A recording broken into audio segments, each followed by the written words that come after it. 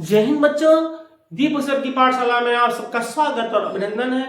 Class 12th का जो sample paper release हुआ है सीबीएसई से, उसको मैं सॉल्व करूंगा और आपको बहुत ही बेहतरीन से बेहतरीन ट्रिक सिखाने की कोशिश करूंगा। और क्लास 12th के मेरे बच्चे प्लीज तैयार हो जाइए और रेडी हो जाइए। मैं आपके सामने स्टार्ट कर रहा हूं इस सैंपल पेपर को जो सीबीएसई ने रिलीज किया है। देखिए ये अगर आप पेपर देने जाते हैं तो बिल्कुल ऐसे ही पेपर आपको बोर्ड एग्जाम में मिलने वाला है। और ये 2025-26 का जो रिलीज किया है सीबीएसई ने, वही सेम पेपर है।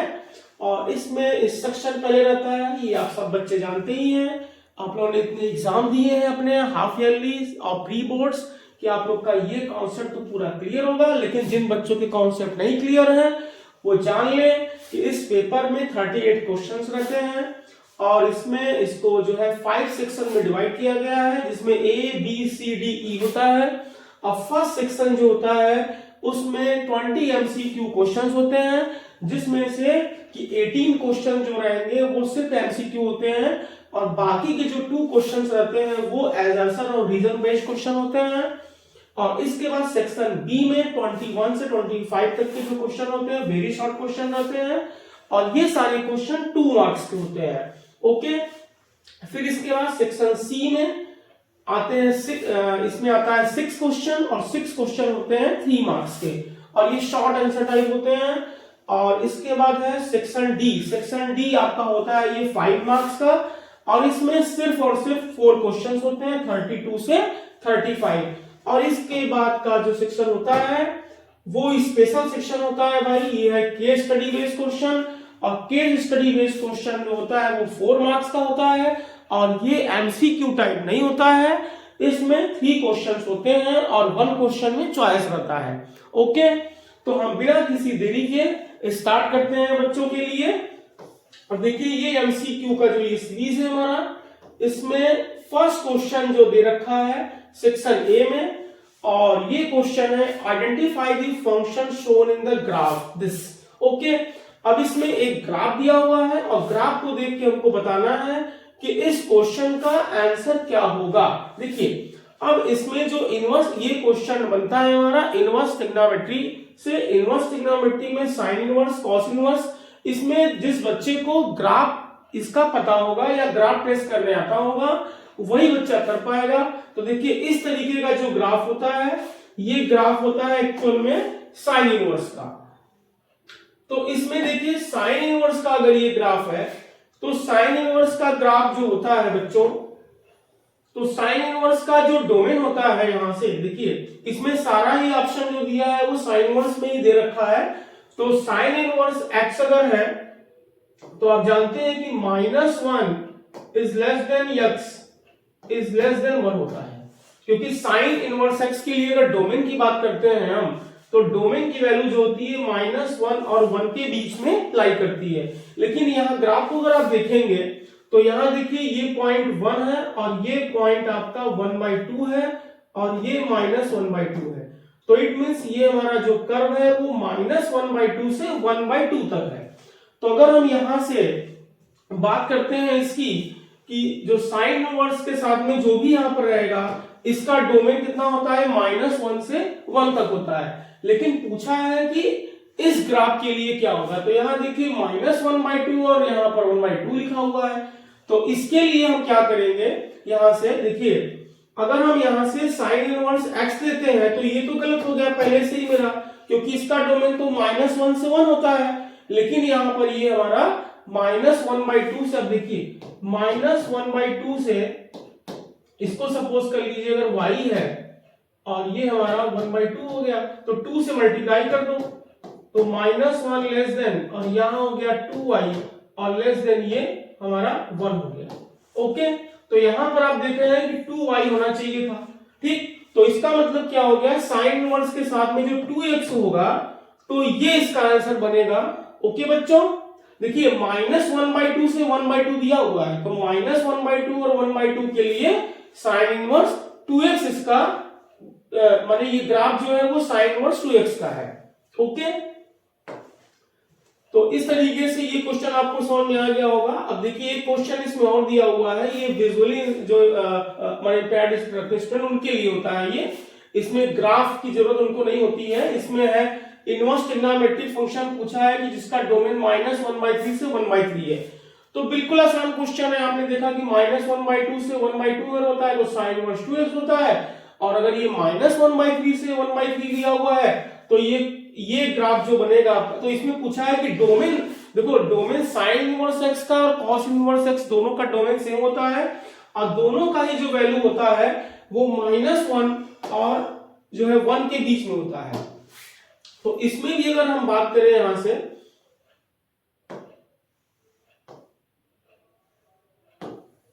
तो यहां से आप समझ लो कि फंक्शन चाहे मेरा यहां पर sin इनवर्स x हो और या cos इनवर्स x हो, दोनों का डोमेन -1 से 1 होता है क्लोज इंटरवल, ये आपको पता होना चाहिए। तो यहां देखो -1/3 और 1/3 दिया है, तो यहां पर क्या हो जाएगा 3x हो जाएगा। तो इसका आंसर क्या बनेगा, C बनेगा।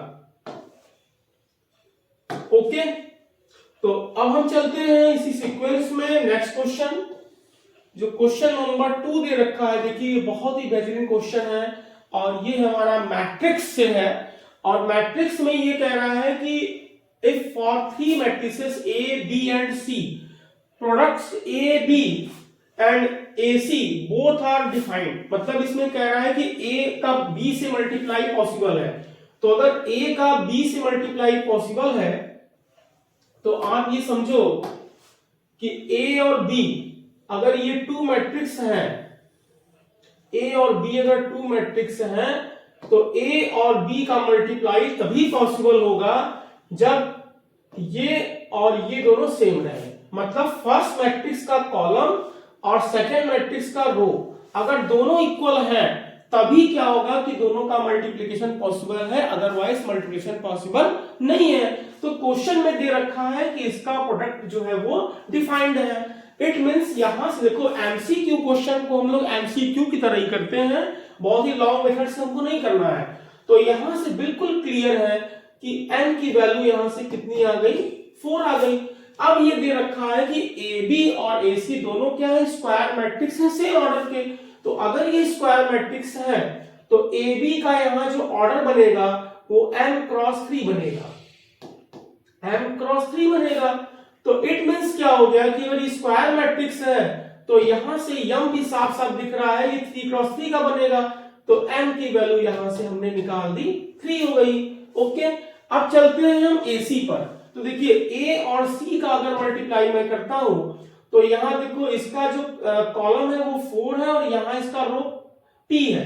तो इसका मतलब क्या हो गया, P की वैल्यू कितनी होनी चाहिए, A और C, तो P की वैल्यू यहां से 4 होनी चाहिए। और जो मैट्रिक्स बनेगा AC उसका ऑर्डर बनेगा m क्रॉस q, तो m क्रॉस q बनेगा। तो m और q, तो m की वैल्यू यहां 3 आई है, इट मींस q की वैल्यू भी 3 आनी चाहिए। तो यहां से बिल्कुल क्लियर हो गया कि p की वैल्यू कितनी आ गई, 4 आ गई। देखिए किसकी किसकी वैल्यू सेम है, m और q की वैल्यू सेम है। तो m = q = 3 है। और फिर यहां से देखो, यहां से क्या सेम था मेरा, p = 4 था और n = 4 था।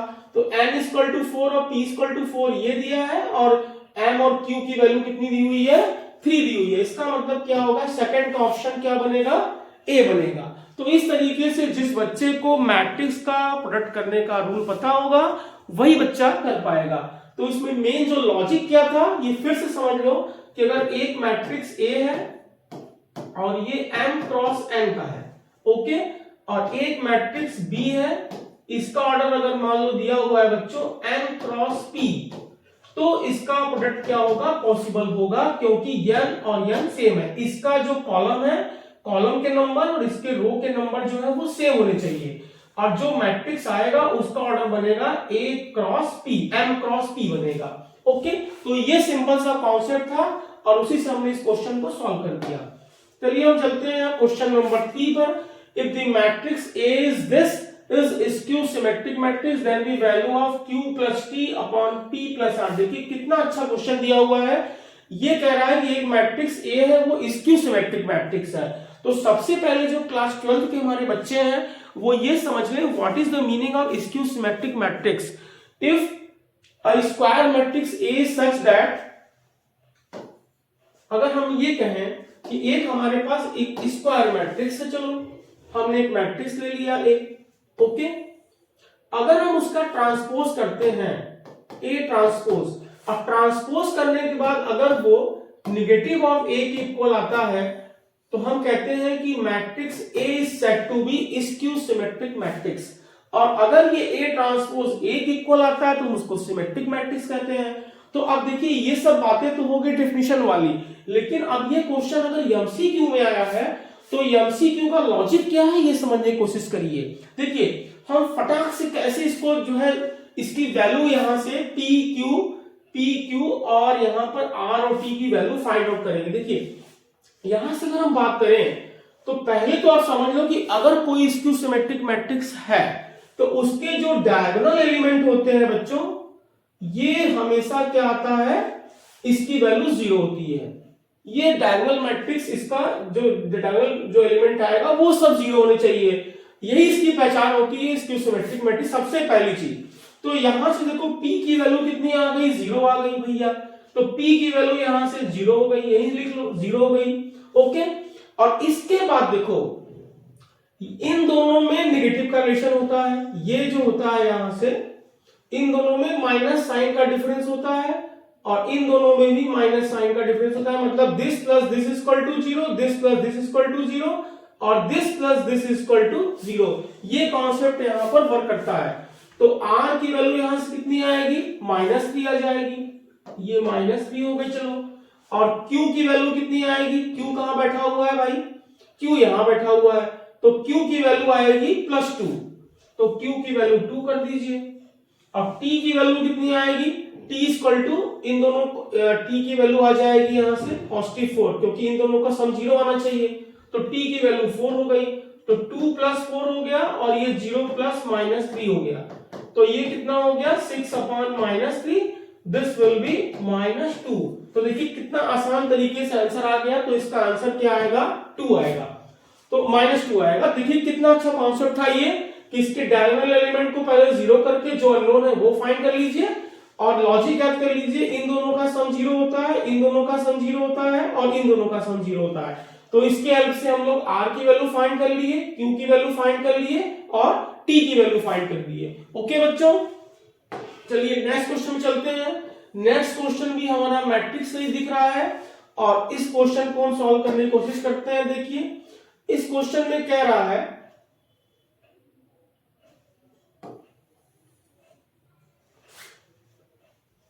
A is the square matrix of order 4। एक मैट्रिक्स A है और उसका ऑर्डर कितना है, 4 है, वो स्क्वायर मैट्रिक्स है और एडजॉइंट ऑफ A की वैल्यू दी हुई 27। तो आप जानते हैं कि यहां पर एडजॉइंट का जो होता है मैग्नीट्यूड, इसकी वैल्यू होती है a⁻n-1। इसमें इस फॉर्मूले का यूज होगा और यहाँ n की वैल्यू दे रखी हुई है 4। तो इसका मतलब क्या हो गया, a³ की वैल्यू 27 आ गई। तो इसका मतलब क्या हो गया, डिटरमिनेंट ऑफ a = 3 आ गया, ओके। और a इंटू एडजॉइंट a की वैल्यू होती है, डायरेक्ट फॉर्मूला होता है इसका, ये होता है determinant of a into i, okay. तो डिटरमिनेंट ऑफ a की वैल्यू हमने 3 फाइंड कर लिया, तो 3i विल बी आंसर। तो 3i देखिए यहां से कौन सा आंसर है, c। तो इसका मतलब क्या होगा, इस क्वेश्चन का आंसर क्या आ गया बच्चों, c आ गया। चलिए नेक्स्ट क्वेश्चन में चलते हैं हम। नेक्स्ट क्वेश्चन भी मैट्रिक्स से ही है। Inverse of the matrix this is. देखिए अब इस क्वेश्चन का अगर इनवर्स फाइंड करना रहेगा तो आप सोचिए कि ये मैट्रिक्स हमारा 3x3 का मैट्रिक्स है। अब आप जानते हैं कि 3x3 का अगर कोई मैट्रिक्स दे दिया हुआ है और उसका अगर इनवर्स फाइंड करना है और इनवर्स वो भी एमसीक्यू में, तो सोचो पहले कि 3x3 का अगर आप इनवर्स फाइंड किए होगे तो उसको कैसे फाइंड करते थे आप। इसका पहले आप क्या करते थे, डिटरमिनेंट निकालते थे। डिटरमिनेंट पहले चेक कर लो, डिटरमिनेंट अगर ये देखो डिटरमिनेंट निकालोगे उसके बाद आप इसके एडजॉइंट निकालेंगे, फिर फॉर्मूला अप्लाई करेंगे, a इनवर्स इक्वल टू क्या करते हैं आप, adjoint of a upon determinant of a करते हैं। तो वो तो बहुत ही लेंदी प्रोसेस है। लेकिन इस क्वेश्चन को कैसे सॉल्व करते हैं, इसमें कह रहा है कि the inverse of matrix this. देखिए सबसे बड़ी बात तो ये है कि इसमें सिर्फ डायगोनल एलिमेंट जो है वो नॉन जीरो है और बाकी सारे एलिमेंट इसके जीरो है। तो इस क्वेश्चन को सॉल्व करने का बहुत अच्छा मैं ट्रिक समझा रहा हूं। आप यहां से क्या करेंगे, इसका जो ए इनवर्स आएगा बच्चों, ए इनवर्स, तो ए इनवर्स का फॉर्मूला सब बच्चों को पता होगा, एडजॉइंट ऑफ ए अपॉन होता है mod A, determinant of A. Okay, determinant of A इसका निकालेंगे आप तो एबीसी आएगा, तो एबीसी का मतलब कितना हो जाएगा, 30 हो जाएगा। ओके, तो आपको कुछ नहीं करना है इसमें, इसका जब ए इनवर्स आप निकालेंगे तो इसका डायरेक्ट मैं फॉर्मूला समझा रहा हूं।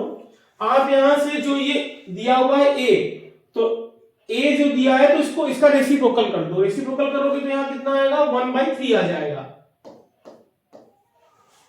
ये 1/3 आ गया, और ये 1/3 आया कहां से, ये जो है आप क्या करोगे यहां से इन दोनों को मल्टीप्लाई करते हैं, मतलब 5 2 जा 10 और 10 से 10/30 करोगे तो ये 1/3 आएगा, और फिर ये 0 0 होगा और ये 0 हो गया। यहां पर इसका रेसिप्रोकल करो, 1/2 आएगा।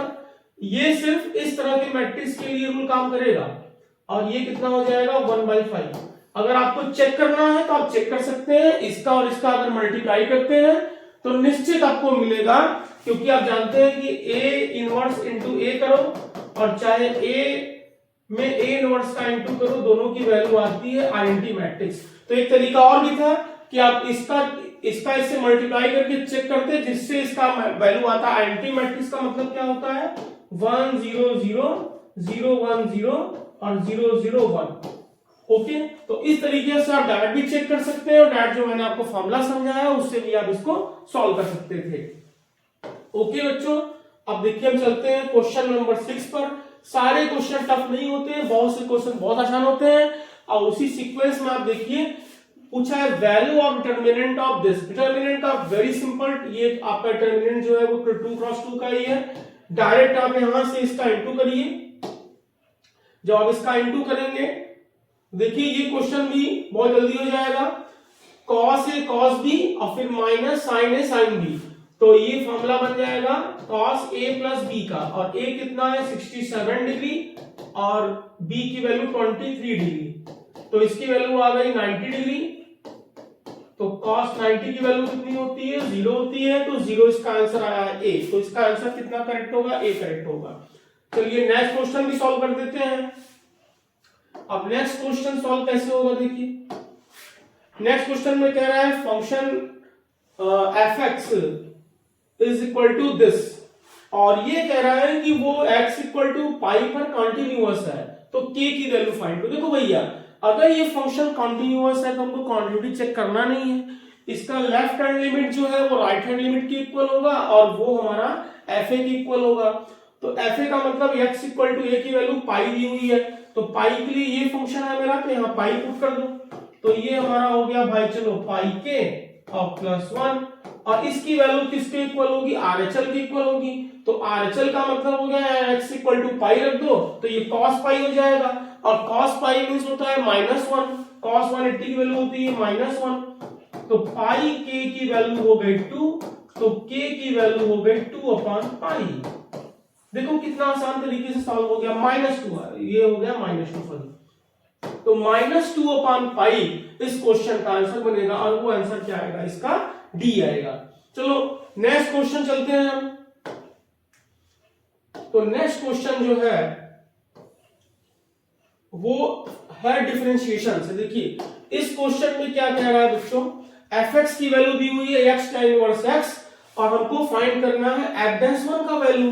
तो सिंपल है, इसको डिफरेंशिएट करो भाई, जब डिफरेंशिएट करोगे आप तो f' की वैल्यू कितनी आएगी चेक कर लो, इसमें मल्टीप्लाई का रूल लगा दो, x को बाहर करो, tan इनवर्स x को डिफरेंशिएट करोगे तो इसकी वैल्यू आएगी 1/1 प्लस x स्क्वायर, और फिर tan इनवर्स x को बाहर कर दो और x को डिफरेंशिएट करोगे तो उसकी वैल्यू कितनी आएगी, 1 आएगी। अब यहाँ लगे हाथ क्या पुट करना है, x की वैल्यू 1 रख दो, जब x की वैल्यू 1 रखोगे तो 1/1 प्लस 1 का स्क्वायर 1/2 आएगा, और tan इनवर्स 1 का मतलब π/4 आएगा, तो पाई बाई 4 प्लस 1/2 इसका आंसर बनेगा। पाई बाई 4 प्लस 1/2, इसका मतलब इसका आंसर क्या आएगा? डी आएगा। ओके, चलिए अब हम चलते हैं क्वेश्चन नंबर 9 को भी देख लेते हैं। तो क्वेश्चन नंबर 9 मेरा क्या कहता है? क्वेश्चन नंबर 9 कहता है कि a function f(x) equal to 10 - x - 2x² is increasing on the interval. ध्यान समझिएगा, ये इस क्वेश्चन में कह रहा है इंक्रीजिंग। अगर यहां लिखा होता स्ट्रिक्टली इंक्रीजिंग तो इनइक्वालिटी जो होती वो होता सिर्फ और सिर्फ greater than equal to 0, greater than 0 होता, लेकिन यहां सिर्फ इंक्रीजिंग लिखा हुआ है तो इसका मतलब हो गया f' की वैल्यू जो होगी वो ग्रेटर देन इक्वल टू 0 होगी। बच्चे इसी में गलती कर देते हैं। इसको डिफरेंशिएट करो तो 10 को डिफरेंशिएट करोगे 0 आएगा, और -1 x को डिफरेंशिएट करोगे -1 और इसकी वैल्यू आएगी -4x। ये हो गया हमारा ग्रेटर देन 0। तो यहां से क्या बन गया बच्चों? -4x greater than equal to 0, sorry ये 1 आएगा, साइड चेंज करोगे तो x की वैल्यू आ जाएगी लेस देन इक्वल टू -1/4, क्योंकि जब हम माइनस से मल्टीप्लाई करते हैं तो इनइक्वालिटी चेंज जाती है। तो ग्रेटर देन इक्वल टू है, ग्रेटर देन इक्वल टू 0 है, तो ये हमारा 1 है, तो ये हमारा लेस देन इक्वल टू हो जाएगा। तो इसका मतलब x की वैल्यू -1/4 से कम है। तो -1/4 से कम देखो क्लोज इंटरवल बनेगा और ये जाएगा माइनस इनफाइनाइट तक, क्योंकि -1/4 से अगर लेस जाओगे लेफ्ट साइड में तो वो होता है -∞, और इनफाइनाइट पर हमेशा ओपन इंटरवल रहता है, क्लोज हो ही नहीं सकता है क्योंकि वो एग्जिस्ट नहीं करता है नंबर। तो इस तरीके से क्वेश्चन नंबर 9 का आंसर क्या आएगा? ए आएगा। चलिए अब आते हैं क्वेश्चन नंबर 10 पे। तो क्वेश्चन नंबर 10 देखिए, ये है हमारा डिफरेंशियल इक्वेशन से। तो डिफरेंशियल इक्वेशन को हम बहुत ही सॉल्व कर लेंगे। ये बहुत ही आसान डिफरेंशियल इक्वेशन दिया हुआ है, x dx + y dy = 0। तो आप इसको कैसे सॉल्व करते हैं? आप यहाँ साइड चेंज कर देते हैं, तो x dx = हो गया हमारा -y dy। अब इसको इंटीग्रेट करते हैं, आप इंटीग्रेट कर दीजिए भाई, इसको प्लस c हो गया। x को इंटीग्रेट करेंगे तो x² / 2 आएगा, और y को इंटीग्रेट करेंगे तो y² / 2 + c हो गया। तो सीधे सीधे दिख रहा है, यहाँ पर साइड चेंज करेंगे तो ये बन गया x² + y² = 2c। 2c means constant, और ये इक्वेशन किसका बनता है? x² + a² = x² + y² = a² का फॉर्म बन गया। It means this will be circle. तो ये सर्कल का इक्वेशन बनेगा। ओके बच्चों, चलिए नेक्स्ट क्वेश्चन, क्वेश्चन नंबर 11 चलते हैं। क्वेश्चन नंबर 11 क्या है? ये हमारा है रैपिड इंटीग्रेशन चैप्टर से। तो इसमें कह रहा है f(a + b - x) = fx दिया हुआ है, और क्या दिया है भाई इसमें? Then a to b x fx की वैल्यू फाइंड करनी है भाई। अब इस क्वेश्चन को सॉल्व कैसे करेंगे हम देखिए।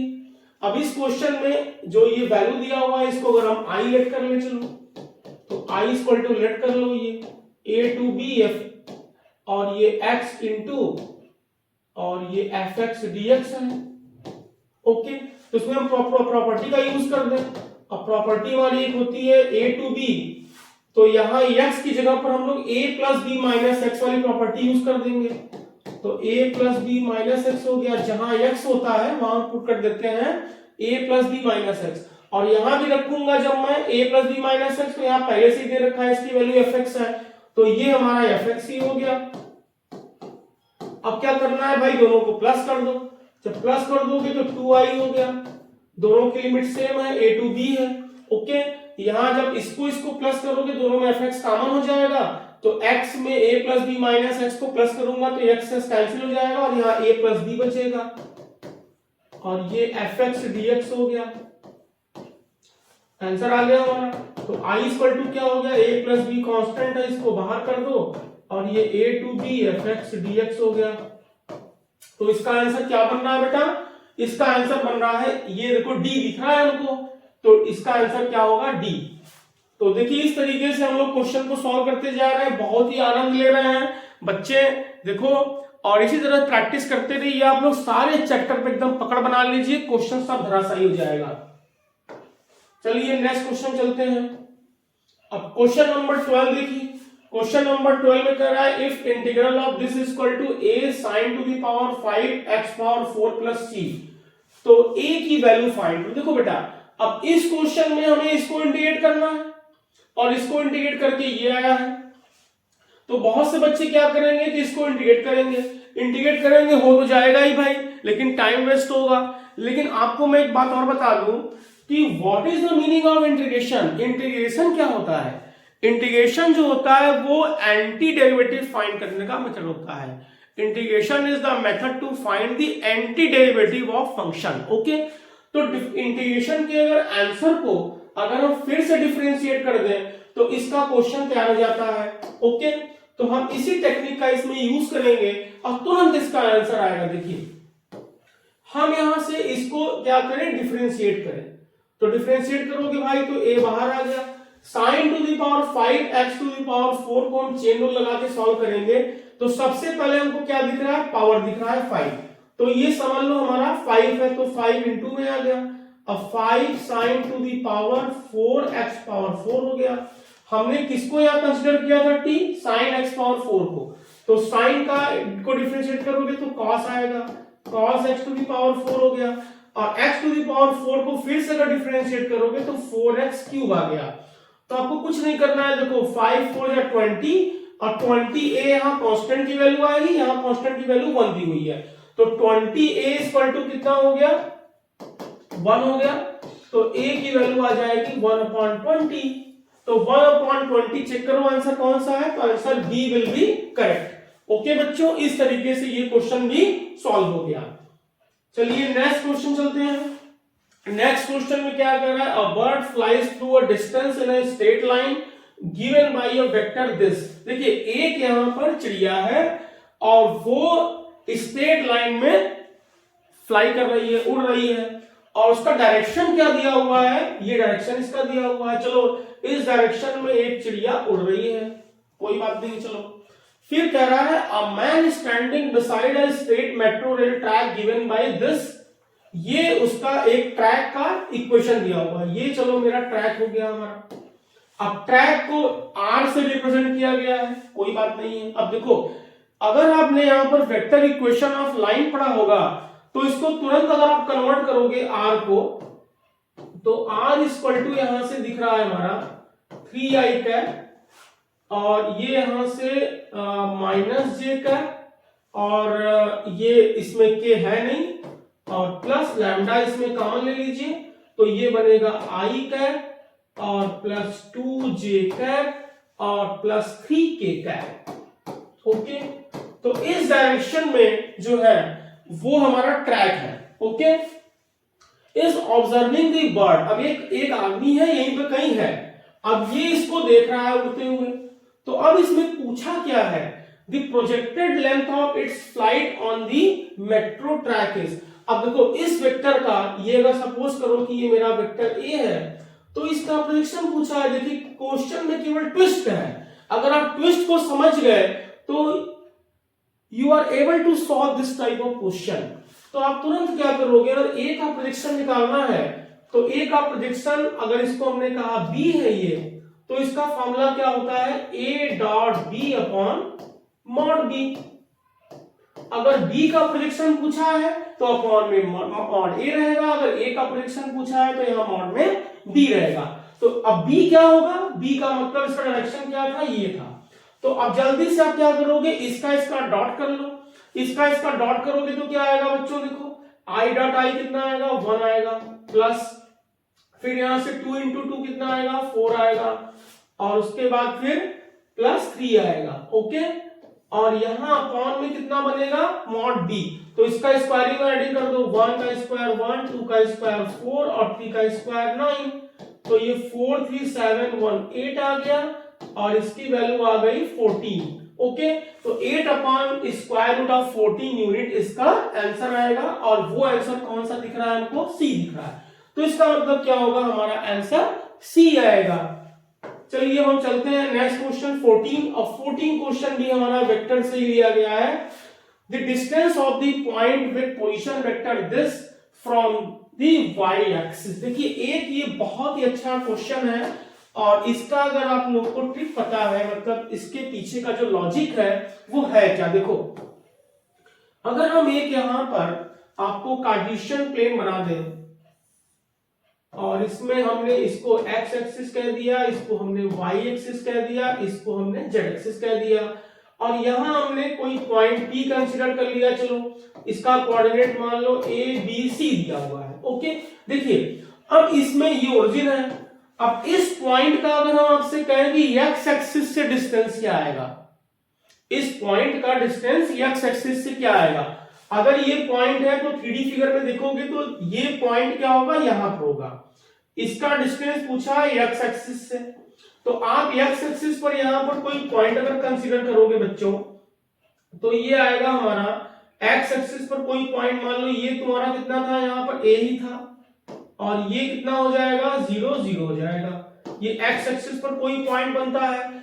y एक्सिस पर अगर कोई पॉइंट बनाते हो तो ये बनता है 0 और ये इसका b था तो 0 b 0 होगा। तो अब आप सोचो कि 0 b 0 से अगर a b c का अगर डिस्टेंस फाइंड करोगे तो डिस्टेंस बिटवीन टू पॉइंट का फॉर्मूला अगर यूज करोगे यहां से तो ये फॉर्मूला आपका बनेगा a स्क्वायर और b माइनस बी 0 हो जाएगा c स्क्वायर, तो a square plus c square बनेगा। तो a square plus c square अगर करोगे यहां से तो वो क्या हो जाएगा, a मींस 3 है और c मींस 5 है, तो 3 का स्क्वायर कितना होता है, 9 होता है और यहाँ इसका 25, तो 25 में 9 प्लस करते हैं तो रूट 34 आता है, तो रूट 34 इसका आंसर बनेगा। इसका मतलब आंसर इसका बी बनेगा। अगर इसी क्वेश्चन में पूछता है x एक्सिस से डिस्टेंस कितना आएगा, तो x एक्सिस में अगर करोगे तो उसमें आएगा a स्क्वायर, देखो ये y एक्सिस से पूछा था तो y एक्सिस के लिए हमने यहाँ पर a b c दिया तो a स्क्वायर c स्क्वायर आ गया था। अगर x एक्सिस से पूछता तो b square plus c square होता। इसी तरीके से आप z एक्सिस से भी निकाल लेते तो z एक्सिस करते तो a square plus b square आता रूट के अंदर। ओके, तो अब चलिए इसमें एक क्वेश्चन और है, यही वेक्टर से दिया हुआ है। If a is equal to this, b is equal to this and c is equal to this are three given vectors, then इसकी वैल्यू पूछा है कि किसके इक्वल आएगा, इन चारों में से किसके इक्वल आएगा। तो फर्स्ट ऑफ ऑल हमें करना क्या है, यहां से a डॉट i करना है। तो बच्चों देखो a की वैल्यू ये दे रखी है और हमको इसके साथ i का डॉट करना है और आप जानते हैं कि i से अगर हम डॉट करेंगे तो i डॉट i की वैल्यू 1 होती है, i dot j 0, i dot k 0। Okay, same में 1 आता है और डिफरेंट में 0 होता है। तो यहां से देखिए अगर हम यहां पर इसमें i का इंटू कर देंगे तो ये वैल्यू सिर्फ 3 आएगा, तो 3 to 6i हो गया, ये 6i हो गया मेरा। इसी में मैं सॉल्व कर दे रहा हूं। b की वैल्यू ये दी हुई है, इसमें j से इंटू करना है तो j से करोगे तो j डॉट j 1 आएगा, बाकी दोनों 0 आ जाएगा, तो 1 इंटू j का मतलब सिर्फ j हो गया ये, प्लस c डॉट k। अब c में आप k से डॉट कर दो, तो k से डॉट करोगे तो ये कितना आएगा, ये आपका बनेगा 2 आ जाएगा यहां से भाई। इसमें अगर आप k से मल्टीप्लाई करोगे तो ये दोनों 0 हो जाएगा और ये 2 आ जाएगा, तो 2k। अब देखिए इसकी वैल्यू किसके इक्वल दिख रही है आपको, a के इक्वल तो है नहीं, b के, यहां देखो पहले c हमारा दिख रहा है 6i minus j plus 2k, तो इसका मतलब क्या होगा कि ये हमारा वेक्टर c के इक्वल आ गया, so answer will be D आएगा इसका। ओके बच्चों, चलिए अब इसके बाद 15 क्वेश्चन देखिए हमारे बहुत जल्दी सॉल्व हो गए। अब 16 पर चलते हैं। A student of class 12, okay अपने को समझ लीजिए, आप ही हैं studying mathematics from across N incomplete question in a book. अब एक देखो ये क्वेश्चन दे रखा है भाई, अब ये स्क्रीन पर आप अगर देख पाए तो समझिए, पहले इस क्वेश्चन को समझ लीजिए फिर हम ग्राफ देखते हैं इसका। तो इसमें कह रहा है कि z एक मैक्सिमाइज करने के लिए दिया हुआ है वैल्यू, और इसमें कह रहा है सब्जेक्ट टू कांस्टेंट, मतलब इस जो ये ग्राफ दिया हुआ है इसकी बाउंड्री। तो अब हम चलते हैं ग्राफ पर।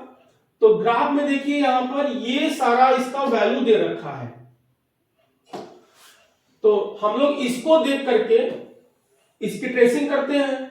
तो x और y की value greater than equal to 0 का मतलब फर्स्ट क्वाड्रेंट में होगा। 3x plus 4y less than 12, इसमें से कौन सा लाइन दिख रहा है देखो, तो 3 और 4 कहां है भाई, 3 और 4 वाला ये लाइन हो गया मेरा। चलो ये लाइन हो गया हमारा जो ये दिया हुआ है। अब दूसरा नहीं दे रखा है इसमें, एक लाइन इसमें देखो और है बच्चों।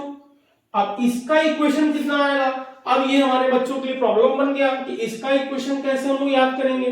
तो क्लास 11 में पढ़ाया गया था स्ट्रेट लाइन, तो स्ट्रेट लाइन में अगर intercept on X axis and Y axis अगर ए और बी होता है तो इक्वेशन ऑफ लाइन कितना होता है, x upon A plus Y upon B equal to 1 होता है। अब यहाँ देखो तो यहाँ x, यहाँ a की वैल्यू कितनी दी हुई है, 1 दी हुई है, तो x अपॉन 1 हो गया, और b की वैल्यू कितनी दी हुई है, 2 दी हुई है। तो ये तो लाइन का इक्वेशन हो गया। अब लेकिन देखो ओरिजिन सेटिस्फाई नहीं कर रहा है इसका, अगर हम इसमें 0 0 पुट करते हैं तो 0 0 पुट करने से जो ये लाइन की हमको इस साइड का पार्ट लेना है, मतलब ओरिजिन सेटिस्फाई नहीं करना चाहिए, तो इसकी वैल्यू जो आती है वो 0 से बड़ी होती है। तो इसका मतलब क्या हो गया, ग्रेटर देन 0, तो ग्रेटर देन इक्वल टू यहाँ पर ये हमारा 1 बनेगा, सॉरी। तो क्योंकि अगर हम यहाँ x की वैल्यू 0 पुट करेंगे, y की वैल्यू 0 पुट करेंगे तो 0 ग्रेटर देन 1, तो ये फॉल्स हो गया। इसका मतलब ओरिजिन सेटिस्फाई नहीं कर रहा है, तो ओरिजिन किस साइड का पार्ट हमको लेना है। ओके, तो इसको सॉल्व कर लो, आंसर आ जाएगा 2x प्लस वाई, और ये हमारा हो गया ग्रेटर देन इक्वल टू 2। तो देखिए अब इसमें कौन सा आंसर हमारा ये बनता है, 2, याद कर लीजिए 2x प्लस वाई और ग्रेटर देन इक्वल टू 2 हमारा ये बनेगा। तो इस तरीके से हमने क्या आंसर लाया था अभी, ये 2x x अपॉन 1 था, 2x plus Y greater than equal to 2 हमने यहां पर किया था।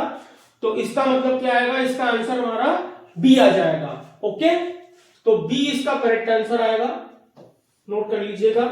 चलिए क्वेश्चन नंबर, ये एक और क्वेश्चन दिया हुआ है, इसको भी हम सॉल्व कर ले रहे हैं। इसमें z की वैल्यू दिया हुआ है ax plus dy plus c, ये लीनियर जो आपका एक चैप्टर लास्ट का है लीनियर प्रोग्रामिंग, उस पर बेस्ड क्वेश्चन है ये। इसमें दिया हुआ है कि z equal to ax plus dy plus c where abc greater than 0 times its maximum value at 2 of its corner point 4,0 and 0,3। तो यहाँ देखिए 2 पॉइंट पर जो है इसका वैल्यू इक्वल दिया हुआ है, तो आप यहाँ एक बार इसमें 4,0 पुट कर दीजिए और एक बार 0,3 पुट कर, दोनों को इक्वल कर दीजिए। तो 4,0 पुट करेंगे तो यहाँ से कितना आएगा, ये 4a आएगा और ये 0 हो गया प्लस c आया। अब इसके इक्वल इसी में 0,3 पुट कर दो, x की वैल्यू 0, y की वैल्यू 3, तो ये 0 हो गया और ये हो गया 3b प्लस c कैंसिल हो गया, तो 4a इक्वल टू 3b। तो 4a इक्वल टू 3b कौन सा आंसर आया है, ए आंसर आया है भाई, तो इसका आंसर ए सेटिस्फाई कर रहा है, तो इसका आंसर ए हो जाएगा। चलिए नेक्स्ट क्वेश्चन, तो नेक्स्ट क्वेश्चन नंबर 17 पर आते हैं। इसमें भी एक ग्राफ दिया हुआ है लीनियर प्रोग्रामिंग का। The feasible region of linear programming problem is bounded but the objective function attains its maximum value at more than 1 point. मतलब इसमें ये कह रहा है कि इसका जो मैक्सिमम वैल्यू है वो 2 से ज्यादा पॉइंट पर आ रहा है, और उसमें से कह रहा है एक पॉइंट हमारा जो है वो कितना दिया है बच्चों, वो 5,0 दे रखा है। तो 5,0 दे रखा है, तो अब इसमें पूछा क्या है ये भी तो देख लो। अब इसमें पूछ रहे हैं कि then one of the other possible point at which the objective function attain its minimum value. देखिए ये 5,0 जो दिया हुआ था इसमें 5,0, तो 5,0 इसमें कहां लाई कर रहा है, ये पॉइंट हमारा 5,0 हो गया। चलो इस पॉइंट पर हम 5,0 मार्क कर देते हैं। तो 5,0 ये पॉइंट हो गया, तो 5,0 पर भी मिनिमम है और एक पॉइंट पर और भी मिनिमम है। तो इसमें से कह रहा है कि किस पॉइंट पर और होगा। तो देखिए 2,9 चेक करिए कहां पर है। तो इस लाइन पर अगर कोई और पॉइंट अगर हो जाता है तो उसी पॉइंट पर मिनिमम वैल्यू इसकी आएगी। तो 2,9 चेक करो, 2 ये हो गया और 9 जाओगे आप यहां पर, ये 2,9, ये 2,9 देखो ये भी इसी पॉइंट पर लाइन कर रहा है, इस लाइन पर लाइन कर रहा है, तो इसी लाइन के लिए मिनिमम वैल्यू था। तो इसका मतलब इस लाइन पर कोई और पॉइंट अगर होगा तो वहां पर भी मिनिमम होगा। इसका मतलब हमें और कुछ चेक करना ही नहीं है, और हमारा आंसर करेक्ट क्या आएगा, ए करेक्ट आएगा 2,9। ओके, चलिए अब हम नेक्स्ट क्वेश्चन करते हैं। नेक्स्ट क्वेश्चन इसी में था, for visually impact the graph of the inequality this is entire X Y plane. देखिए अब इसमें ये अगर हम इसकी ट्रेसिंग करते हैं, सपोज करो अगर इसकी ट्रेसिंग करते हैं तो एक रफ मैं इसका डायग्राम बना देता हूं। ये हमारा मान लो हो गया, और ये लाइन हो गया ये इस तरीके से, और एक्स पर एक इंटरसेप्ट कटा, मान लो ऐसे ही मैंने रफ यहाँ ट्रेस किया है, ये सपोज कर लो हमारा लाइन हो गया, और ओरिजिन चेक कर लो यहाँ पर, तो 0 0 रखोगे तो 0 लेस देन के सेटिस्फाई कर रहा है, इसका मतलब लाइन के इस तरफ का पार्ट हमको लेना है भाई। ठीक, तो अब ये लाइन जो है वो कर क्या रहा है, इसमें से देख के बताना है। एंटायर एक्स वाई प्लेन तो पूरा हो गया, ये लाइन इस प्लेन को 2 पार्ट में डिवाइड कर रहा है, एक इस साइड में एक इस साइड में। तो open half plane that does not contain the origin, तो देखिए लेकिन लाइन की इस साइड में तो ओरिजिन कंटेन हो रहा है, तो इसका मतलब ये नहीं सही होगा। तो open half plane that contains origin but not the point of the line 3x + 5y = 10। देखिए यहां पर इक्वल तो है नहीं, तो लाइन के इस साइड का पार्ट जिस तरफ ओरिजिन है वो है, लेकिन लाइन को छोड़ करके, तो इसका मतलब क्या हो गया, सी इसको सेटिस्फाई कर रहा है, तो इसका मतलब इसका आंसर क्या आएगा, सी आएगा। नेक्स्ट क्वेश्चन 18 नंबर देखिए क्या है, a person observe the first 4 digit of your 6 digit pin. जैसे हम लोग कोई पिन बनाते हैं, कोई पासवर्ड बनाते हैं, तो वो हमारा 6 डिजिट का है भाई। तो मेरे फ्रेंड ने क्या किया, मेरा झटके में वो हमने मान लो कि कोई यहाँ पर 6 डिजिट का पिन बनाया है, तो 6 डिजिट के पिन में वो उसमें से जो 4 डिजिट है स्टार्टिंग का, यही लिखा है इसमें कि फर्स्ट 4 डिजिट को वो क्या कर लिया, देख लिया, 1 2 3 4 5 6, ओके। तो 4 डिजिट का वो देख चुका है भाई, अब वो जान गया। तो अब वो कह रहा है कि what is the probability that the person can guess your pin. तो वो मेरा जो फ्रेंड है वो हमारा पिन अगर गेस करता है तो उसकी प्रोबेबिलिटी क्या होगी, इसकी वो करेक्ट है। ठीक, तो देखिए अब यहां पर कोई 2 ही नंबर ऐसे बनेंगे, एक ही तरीके से सही हो सकता है पिन, क्योंकि पिन में तो जो हमने फिक्स कर दिया वही होना चाहिए, तो उसके फेवर में सिर्फ एक इवेंट है। लेकिन इस 2 प्लेस को जो भरने के लिए आउटकम्स पूरे होंगे, इसको हम 0 से लेकर 9 तक कुछ भी फिल कर सकते हैं, तो 10 तरीके इसके हो गए, और ऐसे इसको भी 0 से लेकर 9 तक फिल कर देंगे, तो 10 10 जा कितना आ गया 100, तो 1/100 इसकी प्रोबेबिलिटी बनेगी, और इसका आंसर दे रखा है भैया बी। ओके, तो इस तरीके से हमने 18 क्वेश्चन सॉल्व कर दिया। अब 2 क्वेश्चन हमारे और बच्चे हैं आज के डेट में एमसीक्यू सॉल्व करने के लिए, वो असर्शन और रीजन बेस्ड क्वेश्चन है, और ये क्वेश्चन में बहुत कंफ्यूजन होता है बच्चों, इसको बहुत ही अच्छे से समझ के करिएगा, क्योंकि आपको दोनों स्टेटमेंट को पहले चेक करना है कि वो ट्रू है कि फॉल्स है। पहले सिंगल इसको चेक करिए कि ये ट्रू है कि फॉल्स है। देखिए फर्स्ट क्वेश्चन दिया है इसका, तो हम फर्स्ट क्वेश्चन को पहले सॉल्व करने की कोशिश करते हैं। इसमें दिया है कि value of expression this is π/4। चलिए पहले हम इसका वैल्यू निकाल लेते हैं। साइन इनवर्स √3/2 का मतलब होता है ये साइन 60 डिग्री की वैल्यू होती है √3/2, तो ये π/3 हो गया। और tan इनवर्स 1 का मतलब π/4, tan 45 की वैल्यू 1 होती है, 45 का मतलब π/4 होता है, और sec 45 की वैल्यू होती है √2 मींस π/4, तो ये π/4 हो गया। ये दोनों कैंसिल हो गए, तो इसका वैल्यू कितना आया बच्चों, π/3 आया, और जबकि यहां दिया हुआ है π/4, इसका मतलब ये स्टेटमेंट हमारा फॉल्स हो गया। Okay, principal value branch of sine inverse x is -π/2 और π/2। साइन का जो साइन इनवर्स x का जो प्रिंसिपल वैल्यू होता है वो -90 और +90 के बीच में लाई करता है, और ये क्लोज इंटरवल में होता है, ये करेक्ट है।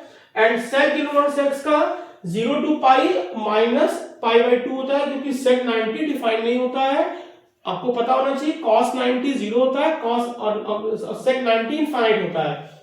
तो इसका मतलब ये दोनों ही स्टेटमेंट ये करेक्ट है, ये ट्रू है, तो A फॉल्स है और B और जो रीजन है इसका वो ट्रू है, तो इसका मतलब इसका आंसर क्या बनेगा हमारा, इसका आंसर आएगा डी बच्चों, क्योंकि A इसमें फॉल्स है और R ट्रू है। ओके, तो इसका आंसर ए हो जाएगा, सॉरी इसका आंसर डी हो जाएगा। अब हम चलते हैं, एक क्वेश्चन और है इसमें दिया हुआ है, इसको भी सॉल्व कर लेते हैं।